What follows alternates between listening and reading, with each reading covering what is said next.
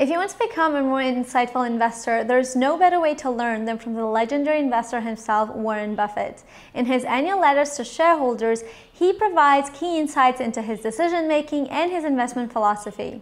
They are easy to read and best of all, they're free, and they're considered a must-read in the investment industry. However, not everybody takes the time to read them, unfortunately including myself. That is why I decided to start Warren Buffett's Letters to Shareholders Reading Marathon, and I want you to follow along with me. In this video, I'm going to start with the letter from 1977, and I'm going to provide you 5 key takeaways from that letter.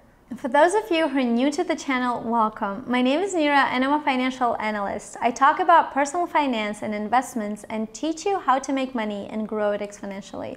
If you're interested in this topic, consider subscribing as this will help the channel grow and impact more people. In his shareholder letters, Warren Buffett very humbly admits the error in forecasting.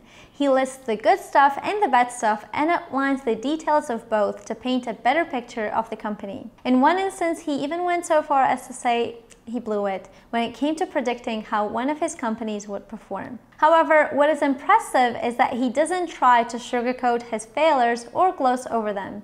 Instead, he provides a clear and candid overview of what went wrong and what he plans to do to fix it. As a result, shareholders are kept well informed about the state of the company and can make more informed decisions about their investment. This level of transparency is one of the many things that makes Warren Buffett such an effective leader. In his annual shareholder letters, he doesn't hesitate to call out management by name when he thinks they're doing a good job. Buffett believes that people are the most important part of any company, and he wants to make sure that everybody knows about it. By singling out specific individuals for praise, he shows that he values their contributions and wants them to feel appreciated. This is just one of the many ways that Buffett has built himself into a legendary investor. We will begin our Warren Buffett Letters to Shareholders Marathon from 5 key takeaways from 1977 letter, ignoring all the numbers and commentary relating to the company unless it is useful for context. Let's begin. Number 1, he mentions how earnings could be misleading, and an announcement on record earnings should be received with a healthy skepticism.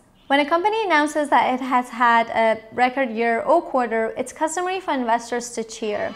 After all, who doesn't want to see their portfolio growing? However, before you get too excited, it is important to remember that earnings are only one way of measuring a company's success. In fact, sometimes record earnings can be misleading. For example, a company may choose to sell off some of its assets in order to book a one-time gain, or it may use aggressive accounting practices that inflates its profits. As an investor, it pays to be skeptical of announcements of record earnings. Buffett argues that adding to equity capital is a bit like saving money in a bank account. Over time, the account will grow steadily larger thanks to compounding.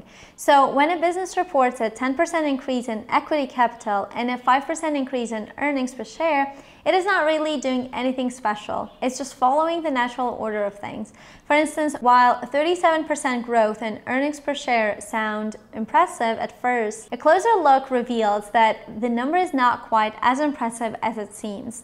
Beginning capital used to generate those earnings was up by 24% over the same period of time, which means that the gain in earnings per share is actually considerably less than it appears. In other words, while our operating earnings may have increased, they have not increased at the same rate as our beginning capital. As a result, the 37% figure is not as impressive as it initially seems. Instead, when it comes to measuring managerial economic performance, Buffett believes return on equity capital is the more appropriate metric. Return on equity capital tells you how efficiently a company is using its resources to generate profits and grow the business. It's a more holistic measure of performance than profit margin or even return on investment, and it is a good way to gauge whether a company is being run in the best interest of shareholders. After all, what's the point of making a profit if you're not also generating shareholder value? He believes that management should strive to attain growth with little or no additional capital investments.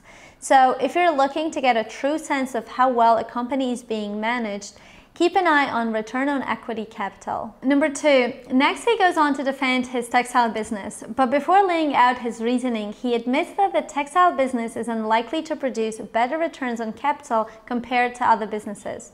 Nevertheless, he provides 3 reasons he has kept the business. The first reason are the employees. He pointed out that the business employs many people who might otherwise be unemployed. In return, the union cooperated with the management to stay competitive. The second reason is the management. Buffett argues that the company's management were upfront about the issues and he likes the way they addressed them. In particular, they managed to raise enough money to help purchase the insurance business, which was vital in the company's success, but more on that later.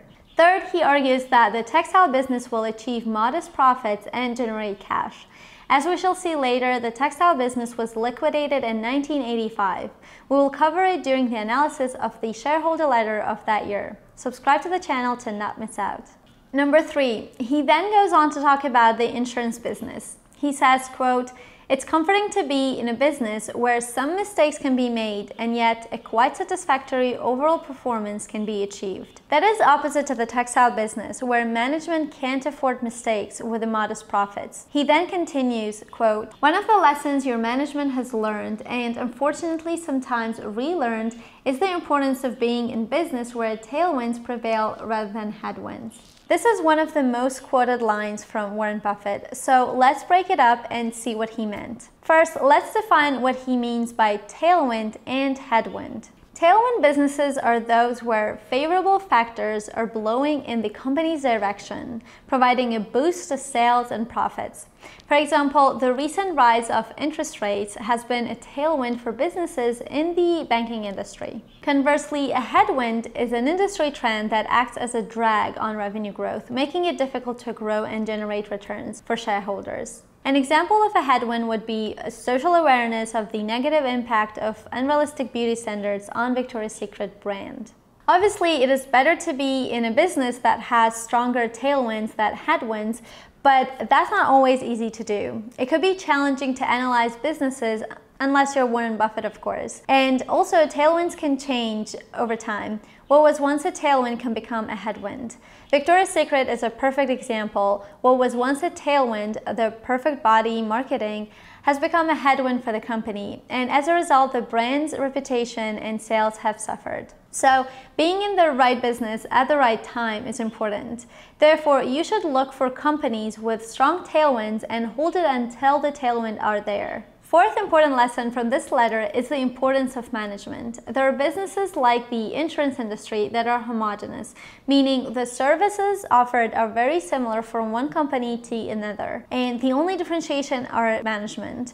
Their performance will make or break the business. This doesn't apply to every industry. However, it is important to recognize these industries and research the management through the company's 10Ks or news if it's available. Fifth point is the short-term swings in the market. He pointed out that unrealized gains or losses should not matter as he purchased the stocks with a long-term view. Quote, "We select our marketable securities, meaning stocks, in much the same way we would evaluate a business for acquisition in its entirety. We want the business to be one that we can understand, with favorable long-term prospects, operated by honest and competent people, and available at a very attractive price." In short, he argues that investors should treat buying a stock in a company as if they're buying the company as a whole, with the intention of keeping it for several years. He adds that he sees short-term dip in the stock price as an opportunity to buy more of the company for a cheaper price, given that the reasons for buying the company haven't changed. These were the main insights from the 1977 shareholder letter from Warren Buffett. If you want to follow along and read the rest of the letters and learn from the best investor of all time, consider subscribing. If you like this video, leave us a thumbs up, subscribe to the channel, and make sure you turn on notifications to never miss out. Check out my other videos on the channel for other money-making ideas you don't want to miss out on. As always, thanks for watching, and I'll see you next time.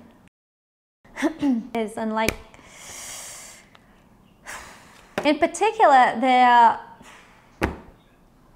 3 reasons that has